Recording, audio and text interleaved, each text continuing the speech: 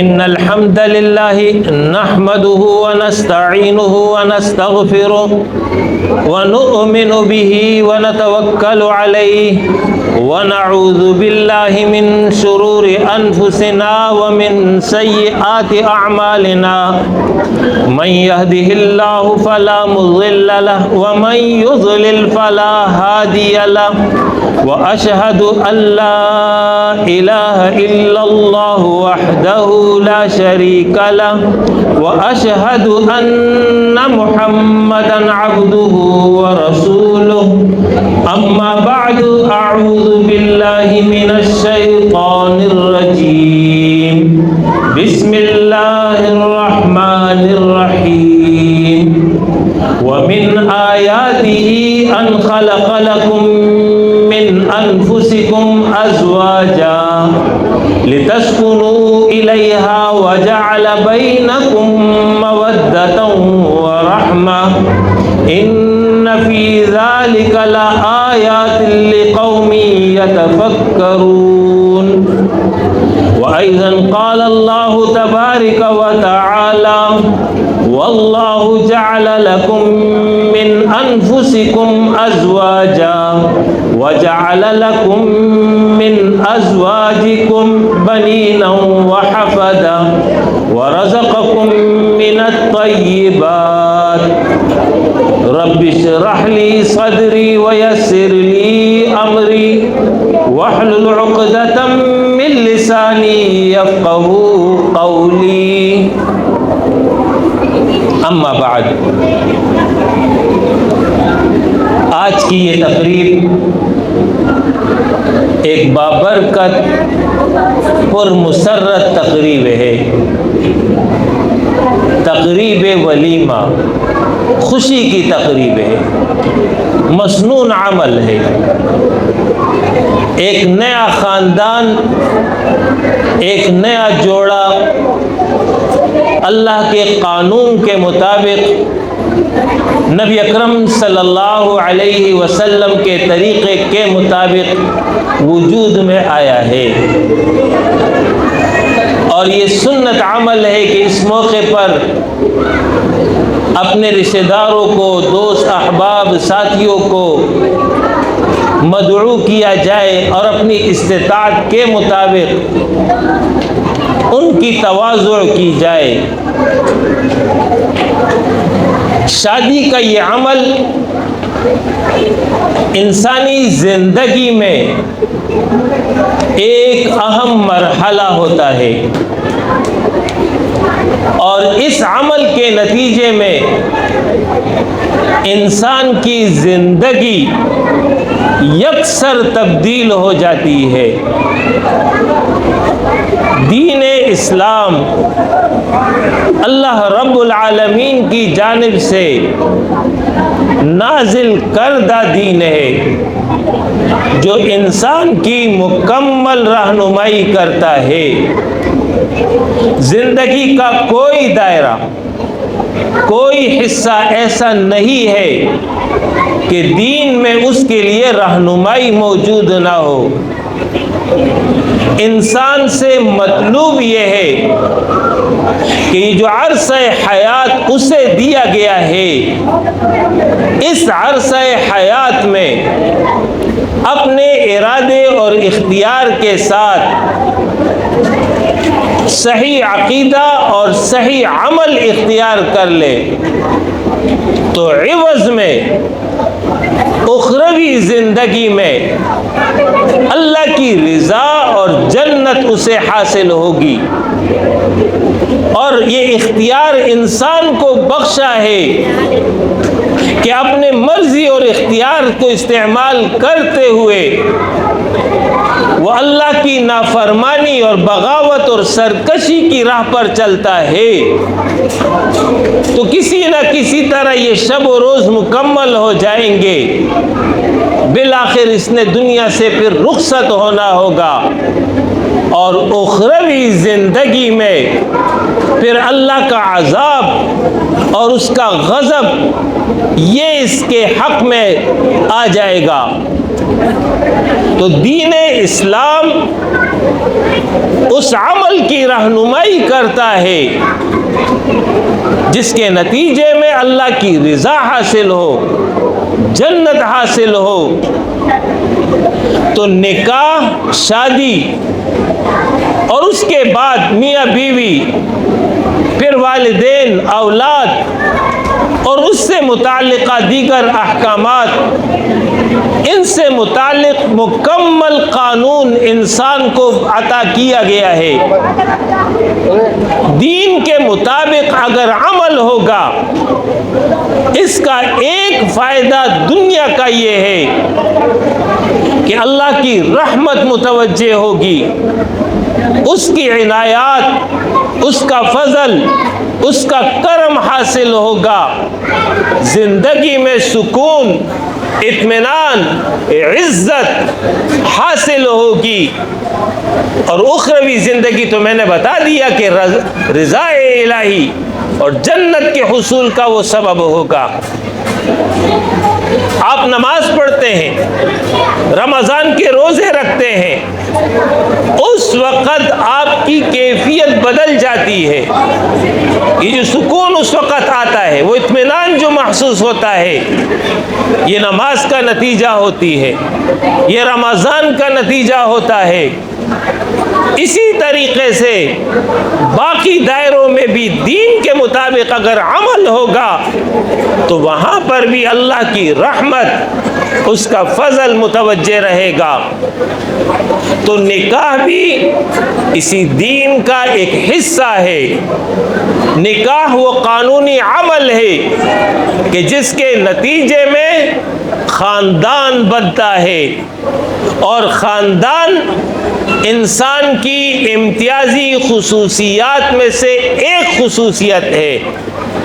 توالد و تناسل دیگر جانداروں میں موجود ہے، لیکن ان کا معاملہ یہ ہے کہ بچہ جب ان کا پیدا ہوتا ہے تو ماں کے ساتھ اس کا تعلق تبھی تک رہتا ہے جب تک وہ اپنی خوراک خود لینے پر قادر نہ ہو۔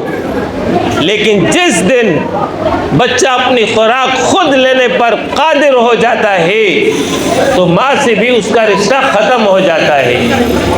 انسان ایسا نہیں ہے۔ انسان اپنے وجود میں، اپنے بقا میں، تربیت اور پرورش میں قدم قدم پر دوسرے انسانوں کے تعاون کا محتاج ہے۔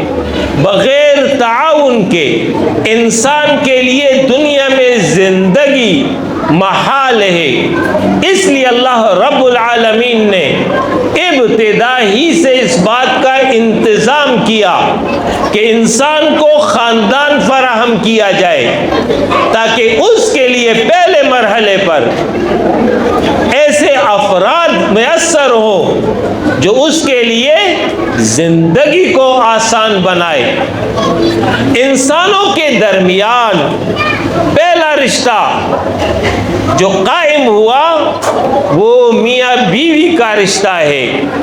یہ رشتہ براہ راست اللہ نے اپنے حکم کے تحت قائم کیا، اور اس رشتے کے بعد پھر باقی رشتے وجود میں آئے اور آئندہ بھی آتے رہیں گے۔ سب سے پہلے میاں بیوی کا رشتہ ہوتا ہے، پھر ماں باپ کا رشتہ آتا ہے، پھر اولاد کا رشتہ ہے، پھر بہن بھائیوں کا رشتہ ہے، پھر اس سے متعلقہ دیگر رشتے ہیں، چچا، تایا، پھوپھی، خالہ، ماموں، نانا، نانی وغیرہ وغیرہ، فرسٹ کزن، سیکنڈ کزن، یہ سارے رشتے بعد میں وجود میں آتے ہیں۔ پہلا رشتہ میاں بیوی کا ہے۔ باقی جتنے بھی رشتے ہیں ان تمام رشتوں میں انسانی عمل دخل ہے، لیکن میاں بیوی کا رشتہ ایسا ہے کہ جس میں انسانی عمل دخل نہیں ہوتا۔ پہلا رشتہ بھی اللہ نے براہ راست اپنے قانون کے ذریعے قائم کیا، اور اب قیامت تک اسی قانون کے مطابق ہی رشتے بنتے چلے جائیں گے۔ ایک لڑکا کسی جگہ کا، دوسری لڑکی کسی جگہ کی، آپس میں کوئی تعلق نہیں ہے، لیکن نکاح ایک ایسا عمل ہے کہ جس کے نتیجے میں ان کے درمیان یہ رشتہ قائم ہو جاتا ہے، اس لیے اس کو الہامی رشتہ کہا جاتا ہے۔ جیسا کہ میں نے ذکر کیا کہ انسان محتاج ہے دوسرے انسان کے تعاون کا، چاہے نیکی کا کام ہو چاہے برائی کا کام ہو، دونوں کاموں میں جب تک دیگر افراد اس کے ساتھ تعاون نہیں کریں گے اس کے لیے زندگی ناممکن ہو جائے گی۔ آج ہمارے معاشرے میں جو برائیاں پھیل رہی ہیں، یہ برائیاں کسی ایک فرد کا کام نہیں ہے، بلکہ اس کے پیچھے ایک اجتماعیت ہوتی ہے، ایک گینگ ہوتا ہے جو ایک دوسرے کو مدد فراہم کرتا ہے، اور اس کے نتیجے میں یہ سب کام چل رہا ہوتا ہے۔ اسی طرح نیکی کا کام بھی اگر کوئی کرے گا تو نیکی کے کام میں بھی دیگر افراد جب اس کے ساتھ تعاون کریں گے تبھی وہ کام کر پائے گا۔ اس حوالے سے میں آپ کے سامنے سب سے بڑی مثال نبی اکرم صلی اللہ علیہ وسلم کی بیان کر رہا ہوں۔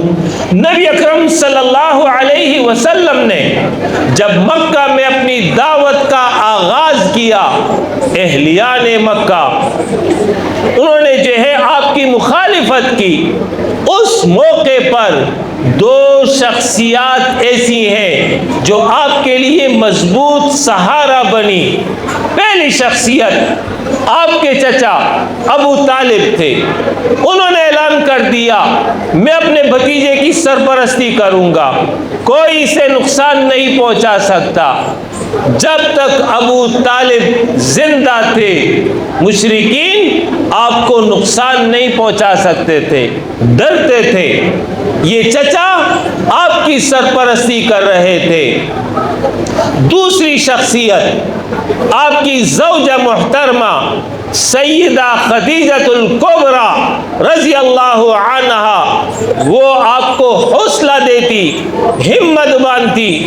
آپ جب باہر سے گھر تشریف لاتے اور مشرکین کی ایذا کی باتیں بتاتے اور کہتے کہ خدیجہ میری قوم کو کیا ہو گیا، میری تکذیب کیوں کر رہی ہے، مجھے کیوں جھٹلا رہی ہے، میں تو ان کا خیر خواہ اور ہمدرد ہوں۔ سیدہ خدیجہ عرض کرتی اللہ کے رسول، کیا دنیا میں کوئی ایسا پیغمبر آیا ہے کہ لوگوں نے اس کو قبول کیا ہو اور اس کی مخالفت نہ ہوئی ہو؟ یہ تو ہمیشہ سے یہ رسم چلی آئی ہے۔ اور ان واقعات کو سیدہ خدیجہ بہت ہلکا بنا کر کے آپ صلی اللہ علیہ وسلم کے سامنے اس کا ذکر کرتی۔ اس کے نتیجے میں آپ کو ہمت ملتی، آپ کو حوصلہ ملتا۔ سن 10 نبوی میں نبوت کے 10ویں سال دونوں شخصیات رخصت ہو گئی۔ جب دونوں کا انتقال ہو گیا اس سال کو نبی اکرم صلی اللہ علیہ وسلم نے عام الحزن قرار دیا، غم کا سال، کہ دو مضبوط سہارے تھے گھر میں، آپ کی اہلیہ اور باہر آپ کے چچا، دونوں رخصت ہو گئے۔ اس کے بعد پھر ہجرت کا واقعہ ہوا ہے، پھر آپ نے ہجرت فرمائی ہے۔ اس سے آپ کو اندازہ ہو گیا کہ بیوی کا کیا کردار ہوتا ہے، چچا کا کیا مقام اور مرتبہ ہوتا ہے۔ ابو لہب آپ کا چچا ہے، جس طرح ابو طالب تھا، ابو لہب بھی آپ کا چچا ہے، لیکن اس نے آپ کی مخالفت کی، آپ سے دشمنی کی۔ قرآن نے باقاعدہ اس کا نام لے کر کے اس کی تباہی کو بیان کیا۔ تبت یدا ابی لہب، تباہ ہو جائے ابو لہب اور اس کے دونوں ہاتھ تباہ ہو جائے۔ یہ واحد مشرک ہے دور مکہ کا جس کا قرآن نے نام لیا ہے۔ اس کے علاوہ دور مکہ کے مشرکین کی صفات قرآن نے بیان کی ہے. نضر بن حارث کا بھی ذکر کیا ہے، ولید کا بھی ذکر کیا ہے، ابو جہل کا بھی ذکر کیا ہے، نام نہیں لیا ہے، اس کی کیفیت اور صفت کو بیان کیا، لیکن ابو لہب کا نام لے کر اس کی تباہی کا اعلان کیا. مفسرین اس کی وجہ بیان کرتے ہیں. وجہ یہ ہے کہ ابو لہب آپ کا چچا تھا اور آپ یتیم تھے، تو چچا باپ کی غیر موجودگی میں باپ کے مقام پر ہو جاتا ہے. اس کو تو آپ کی سرپرستی کرنی چاہیے تھی، الٹا اس نے آپ سے دشمنی کر لی. اس لیے قرآن نے اس کی تباہی کو بیان کیا ہے. نبی اکرم صلی اللہ علیہ وسلم کو اللہ نے فرمایا قُلْ لَا أَسْأَلُكُمْ عَلَيْهِ أَجْرًا إِلَّا الْمَوَدَّةَ فِي الْقُرْبَى. آپ ان مشرکوں سے کہہ دیجئے یہ آپ کے خاندان کے لوگ ہیں، بنو ہاشم آپ کا خاندان ہے، قریش آپ کا بڑا خاندان، بڑا قبیلہ ہے. اللہ رب العالمین نے فرمایا اے حبیب اعلان کر دو، ان کو بتا دو لا اسألکم علیہ اجرا، میں تم سے کسی اجر کا طلبگار نہیں ہوں، الا المودۃ فی القربى، لیکن کم از کم قرابت کی محبت چاہتا ہوں، رشتہ داری کی محبت چاہتا ہوں، لہذا کم سے کم اس کا تو تمہیں خیال کرنا چاہیے. تم تو اس کا بھی خیال نہیں کرتے ہو. اس سے آپ کو خاندان کی اہمیت کا اندازہ ہو رہا ہوگا. قرآن مجید میں اللہ رب العالمین نے آخرت کا منظر بیان کیا. یوم یفر المرء من اخیہ و امہ و ابیہ و صاحبتہ و بنیہ. قریب ترین رشتوں کا ذکر کیا کہ آخرت کی ہولناکی اس قدر ہوگی، بھائی بھائی سے بھاگے گا، باپ بیٹوں سے بھاگے گا، ماں بچوں سے دور ہو جائے گی، کوئی کسی کے کام نہیں آئے گا، میاں بیوی ایک سے دوسرے سے الگ ہو جائیں گے. وہ منظر ہی ایسا ہوگا، نفسا نفسی کا عالم ہوگا.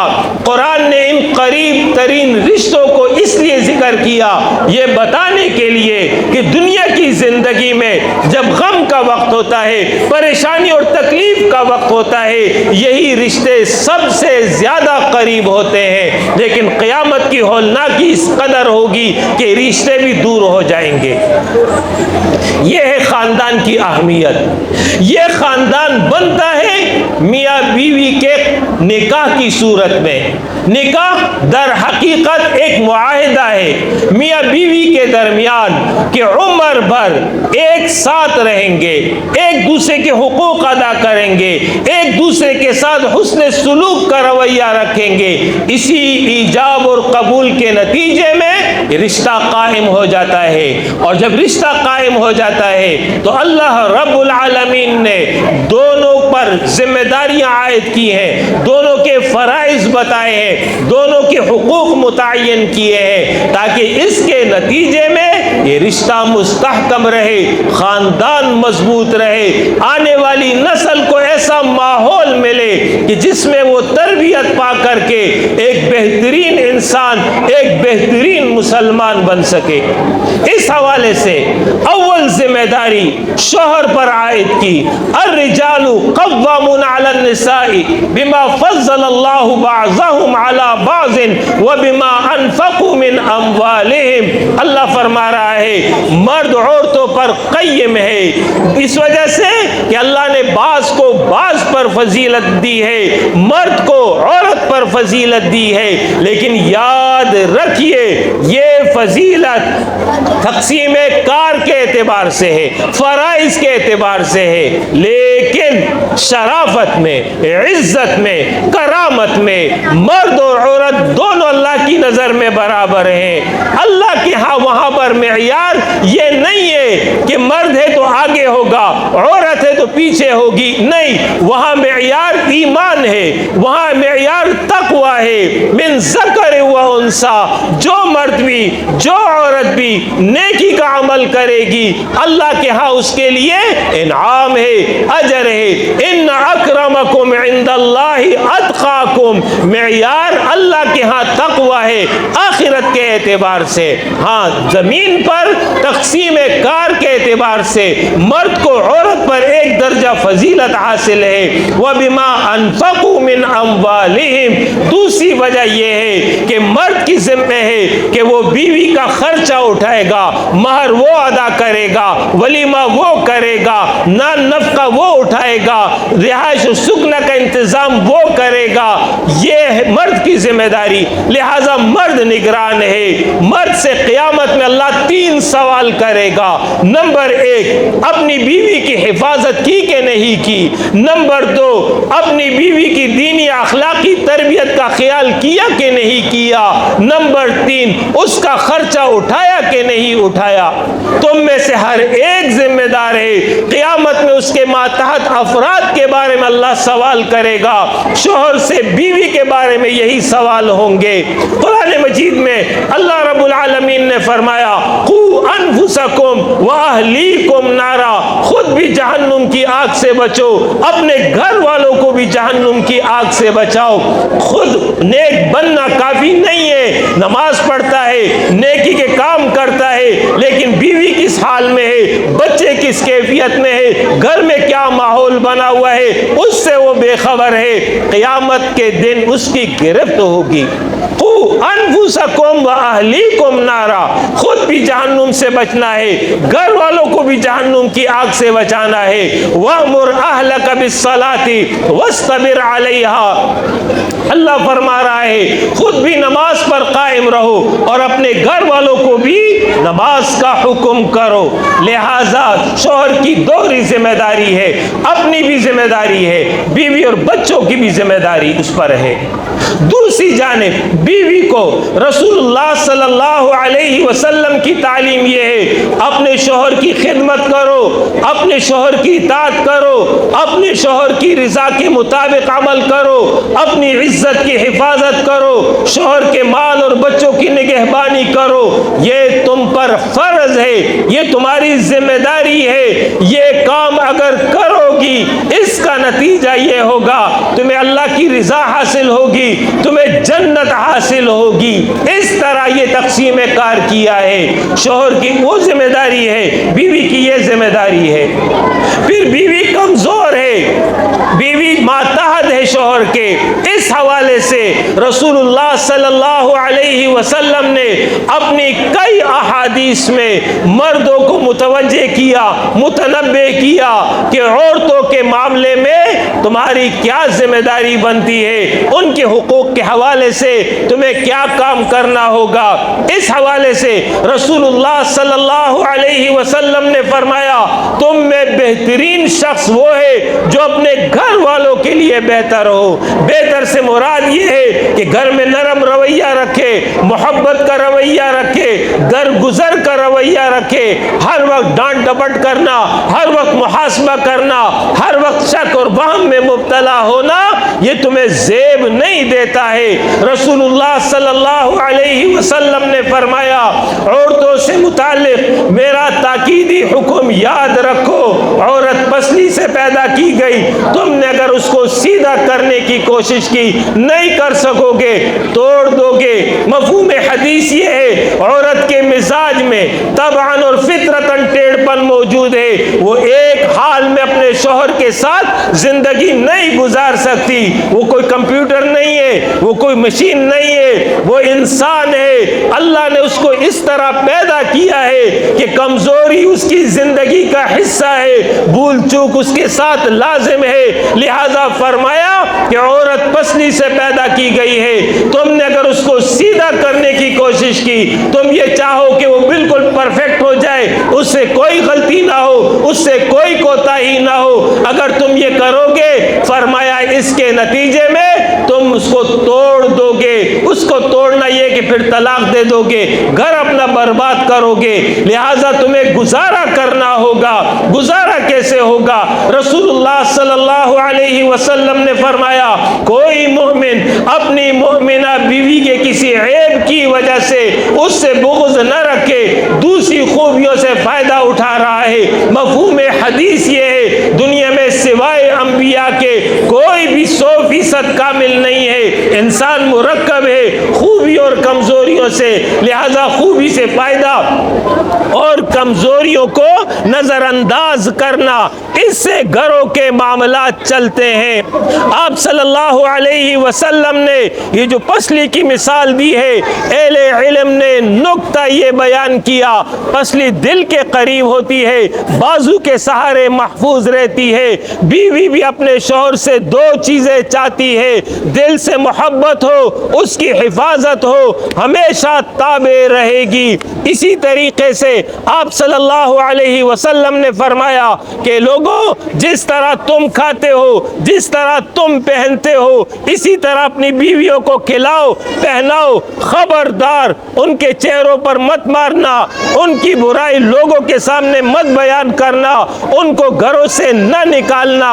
اختلاف ہے، ناراضگی ہے، طریقہ بتایا، کمرے میں بستر الگ کر دو، اس سے زیادہ کی اجازت اللہ اور اس کے رسول نے نہیں دی ہے کہ مار پیٹ کرو، گالم گلوچ کرو، طلاق دے دو، گھر سے نکالو، سسرال چھوڑ کے آؤ، وہ خود میں کے چلی جائے، ایک دوسرے کی شکایتیں والدین سے کرنے لگو۔ خبردار، ان میں سے ایک کام نہیں ہونا چاہیے، اس کے نتیجے میں رشتہ خراب ہوتا ہے، تعلقات میں بگاڑ آتا ہے۔ اگر کبھی ایسی صورت بن جائے کہ میاں بیوی میں اختلاف ہو رہا ہے تو طریقہ یہ ہے دونوں ایک دوسرے کی بات کو سنے سمجھے، جس کی غلطی اپنی اصلاح کر لے۔ نقطے کی بات آپ کو بتا رہا ہوں، میاں بیوی کی صورت میں اللہ رب العالمین نے یہ جوڑا ایسا بنایا ہے، نہ اس میں کوئی ہارتا ہے نہ کوئی جیتتا ہے، لہذا ضد اور انا کو درمیان میں لائے بغیر اپنے معاملات کی اصلاح کر لے۔ تین باتیں یاد رکھیے، اس کے نتیجے میں رشتہ مضبوط ہوتا ہے۔ نمبر ایک، تقوی، میاں بیوی اس بات کا احساس رکھے کہ ہم دونوں اللہ کے حکم کے تحت اس بندھن میں بندھے ہوئے ہیں، ہمارا باقاعدہ نکاح ہوا ہے اور یہ نکاح اللہ کا قانون ہے، یہ رشتہ حلال ہوا ہے، اللہ کے نام پر حلال ہوا ہے، لہذا دونوں کو اس بات کا خیال کرنا چاہیے کہ اگر ہم نے ظلم اور زیادتی کی، ایک دوسرے کے ساتھ غلط رویہ اختیار کیا تو قیامت میں اللہ ہمارا احتساب کرے گا۔ یہ ہے تقوی۔ دوسرا ہے عدل، جو حقوق ہیں، جو ذمہ داریاں ہیں، ان کو ادا کیا جائے۔ تیسرا ہے احسان، احسان یہ ہے اچھا کھلاؤ، اچھا پہناؤ، غلطی ہو جائے درگزر سے کام لو۔ دیکھیے آج ہم صدقہ اور خیرات کے لیے مسجد میں چندہ دیتے ہیں، غریب پر صدقہ کرتے ہیں۔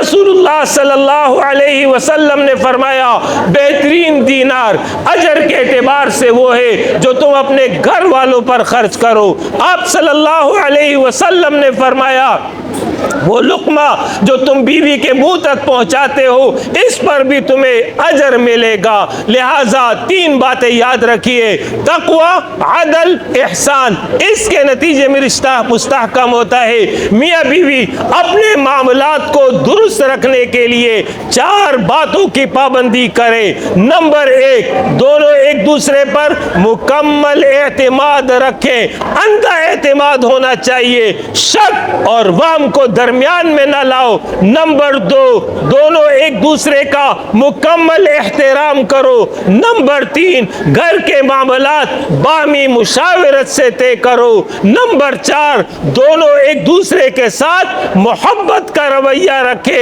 الفاظ میں بھی، عمل میں بھی، تحفے اور تحائف کی صورت میں بھی ایک دوسرے کے ساتھ محبت کا اظہار کریں۔ ان چار باتوں پر عمل ہوگا، اس کا نتیجہ قرآن نے بیان کیا، لِتَسْكُنُوا إِلَيْهَا وَجَعَلَ بَيْنَكُمْ مَوَدَّةً وَرَحْمَةً۔ اللہ فرما رہا ہے میں نے یہ رشتے اس لیے بنائے تاکہ تم اپنی بیویوں سے سکون حاصل کرو، اور تمہارے درمیان اللہ فرما رہا ہے میں نے رحمت اور الفت پیدا کر دی ہے، محبت پیدا کر دی ہے۔ کیسی محبت؟ رسول اللہ صلی اللہ علیہ وسلم نے وضاحت فرمائی، لَمْ نَرَى لِلْمُتَحَابَّيْنِ مِثْلَ النِّكَاحِ گا ہم نے دو باہم محبت کرنے والوں کے لیے میاں بیوی سے بہتر دنیا میں دوسرا کوئی جوڑا نہیں دیکھا۔